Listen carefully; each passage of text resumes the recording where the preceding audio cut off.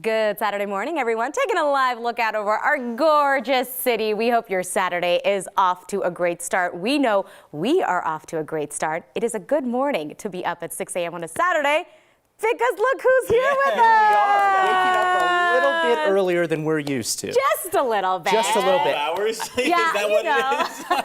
I am usually at work at the time that I went to sleep last night. Usually I'm on at 10 p.m. Now I'm waking up early here with Anusha and Greg. Thank you so much for having me. Oh my gosh. Anytime. Mark is going to be hanging out with us on weekends. We are so happy to have the company. I was getting lonely sitting here by myself. So I wasn't enough? You were enough, but you don't sit next to me for the full 3 that's hours. fair. Yeah, that's very true. See, I don't usually drink coffee. Oh, now You are. Have fun.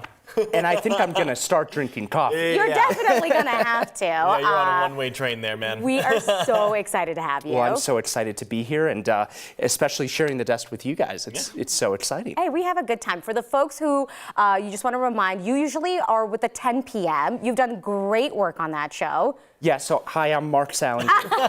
You may have seen me on 9 News at 10 usually. I usually work on the night shows here, but here we are on the weekend mornings, getting started, getting your morning and your weekend started on the right note. I love that. And you know what? He's got a smile on his face. That's all we want. That's all we can ask for, really. And I'm kind of smiling at the forecast because once again, the weekend is cooperating for us. And this was after a very, very cold week, Yeah, right? that The was past not fun. couple of days. Yesterday I looked at my thermometer and it was like, 20, 30, and it was a cold 20 or 30. It was hurt. Yeah, the wind chills. hurt. Yeah, it did hurt. It was extremely painful going outside. Yeah, I just want to give you a quick check of what's going on right now because actually that was about 38 hours in a row of temperatures below with wind chills rather below zero. Currently we're working with temperatures in the middle 20s, 25 degrees in Denver, Lyman in the middle to lower teens out there. As you're pushing up towards the north and west, we're working with temperatures in the middle to upper teens in Steamboat Springs and in Meeker. But remember, we had a whole lot of time with temperatures below freezing, and we had a whole lot more time with wind chills below zero. So this number right here, definitely a sight for sore eyes. Upper 40s nearing 50 degrees, all under mostly sunny skies. Yeah, it is going to be a touch breezy. Winds coming out of the east anywhere between 5 to 15 miles per hour. But the HD Doppler radar showing very quiet conditions with the exception of maybe a few flurries along the front range and into the high country just west of Fort Collins. All quiet along much of the Rocky Mountain West and into the Pacific Northwest. Not much going on. Our next system, though, is going to bring a little bit of rain and some strong winds, too. We're working with gusts up to 70, even 75 miles per hour for southeastern, south central Colorado. Of course, that includes parts of Pueblo as you're pushing out towards Lamar, Springfield and Campo. Branson's going to be in the mix there. Those crosswinds on the highways and along along I-25 going to be extremely, extremely strong. Keep that in mind as you're headed out the door tomorrow. As I said, it is going to be breezy. We are going to be experiencing maybe a light flurry or two as we head through the afternoon hours as well, and more midweek snow on the way, along with some chillier temperatures possibly. I'll talk about that coming up. Greg. It has been 1 year since Russia invaded Ukraine. In February of last year, many expected the country to fall in a matter of days. Russia thought the fight would be over in a short amount of time. Instead, Ukraine has persevered. Today, there will be a rally in support of Ukraine at the state capitol here in Denver. People will be gathering at noon. It's organized by Ukrainians of Colorado, and that event will be going until 3 p.m.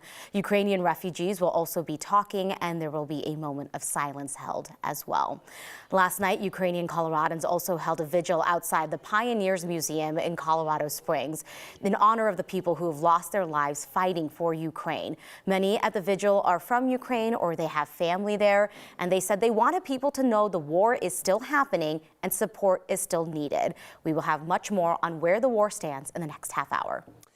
As Denver's mayoral election gets closer, we're speaking to all the candidates running to lead the city. Yep, all 17 of them.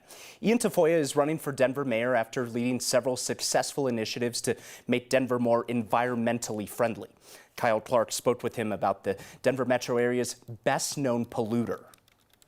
Does Suncor need additional regulation, or does Suncor need to close? Well, I think long-term Suncor needs to close. We all know we need a transition off of fossil fuels. What's long term? Well, I mean, if we have any goals of hitting renewable energy by 2040, I think that's where we need to be headed towards. We're already coming up with some new liquid fuels that are good for long hauling and for airplanes. I think the technology is advancing and we're investing in it. In the meantime, absolutely they need new regulation. One of the things our community's been asking for more than 10 years is there's actually 2 plants operating under 2 different permits. We've been asking for years to put them as 1 permit so the community can engage one time to talk about what's happening there. Now, in the full 15-minute conversation, they also discussed how the city might push Colorado towards Tafoya's environmental goals, how Denver should conserve water, and whether the city is ready for a more progressive mayor. All our candidate conversations are on the next YouTube channel, as well as 9news.com. Well, the second of our 3 debates in the race for Denver mayor is coming up on March 14th. Our goal is for voters to hear more from the candidates with the best chance of making the 2-person runoff. So here's how we are deciding who is going to be invited. The polling company Survey USA is conducting a poll for 9 News, the Denver Gazette, and Colorado Politics, as well as MSU Denver. We're going to be inviting the 3 highest polling candidates to debate, but we want to include anyone who is close to making the 2-person runoff. So we're also going to be including any candidates polling within the margin of error of second place, as long as they have at least 2% of support. There is no limit on the number of candidates as long as they're meeting that criteria. Okay, we know that is super complicated, but the goal is to include the candidates with the best chance of nabbing one of the 2 runoff spots. That debate, again, will be coming up on March 14th. Family of migrants that already made it to Denver is mourning the loss of loved ones who were on their journey to also come here. Last week, a bus crashed in Panama, killing 39 people. Some of them were headed here to Colorado. Yeah, 9 News race and culture reporter Angeline McCall has talked with a woman who is grieving for her family and wondering what's next for the survivors. Miren que ella era muy bonita y muy joven. Her sister Mayra had a dream. Sí, ella tenía un sueño que era llegar aquí y que los hijos estudiaran y se prepararan también y fueran unos profesionales.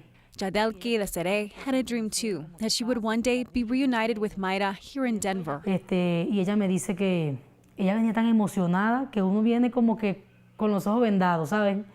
Y ella me dice, no, hermana, no importa. Yo me voy. Yo sé que el viaje no es fácil, pero yo me voy. It was early in the morning when she got a call that her sister and brother-in-law died in a bus crash in Panama when the driver tried to turn around and accidentally drove off a cliff. Me puse a llorar. Me sentía como con una impotencia porque yo digo, naguará, o sea, tantas personas, porque, o sea, nadie se merece eso, ¿verdad? Pero mi hermana venía con tantas ganas de luchar para acá y con un sueño y una meta que era llegar aquí a Estados Unidos. Mayra's 2 sons survived. Y mi sobrino sí había quedado uno en terapia intensiva, pero ya gracias a Dios se está recuperando. Y el otro sí se recuperó más rápido, pues ya lo dieron de alta. Now, without their parents in a country they don't belong to, Jadelki and her family still don't know what's next for the boys, but hope they can somehow make it to Denver. Tenemos que luchar por los sobrinos que quedaron vivos, gracias a Dios, y terminar de ayudarlos a ellos para que si quieren seguir para adelante. It was Angeline McCall reporting. The boy's sister is also in Panama, but she was on a different bus. They hope as a family, the 3 of them can make it here as well, but with injuries and without their parents, that may be a lot harder than expected. So there's a new donation site that has been opened in Denver to help out families. The Interfaith Alliance of Colorado is running that site. They're saying that there's a need for more organizations to step up and help the city out. The city of Denver has a list of the donations that they need on their website. But our focus right now is to think about how many are coming in and what we can do to provide support in a way that makes sense and that is also based on the guidelines put forth by the city in terms of need. The site is taking donations 2 days a week. That is Thursdays from 10 a.m. to 1 p.m. and then Fridays from noon to 3. You can find more information on their website, interfaithallianceco.org. Boulder District Judge ruled that a challenge to the City of Boulder's camping ban can now move forward. Focus is specifically on an ordinance against sleeping in public places. The ACLU sued Boulder over the ban last May, claiming the ban violated Colorado's state constitution on cruel and unusual punishment. But the suit had stalled while the court considered a motion to dismiss from Boulder. The decision by the judge to uphold the challenge now allows that lawsuit to move forward to trial. We think the facts and the dignity and the humanity of our clients certainly dictate a favorable result for us. But to a court, I think the court would say, we've stated a claim, now it's up to us to prove it. The ACLU says it hopes other jurisdictions will now be more open to modifying policies and enforcement against those experiencing homelessness. A new at-home test approved by the FDA can check for both COVID and the flu. It's made by a California biotech company. The tests are nearly 100% accurate at detecting negative results for the flu and COVID-19, about 90% accurate at detecting positive results. The test accuracy for influenza B, though, is unknown at this point. Flu season is just about over, but COVID cases are going up in the U.S. Colorado's COVID count, though, has remained steady for the last couple of weeks.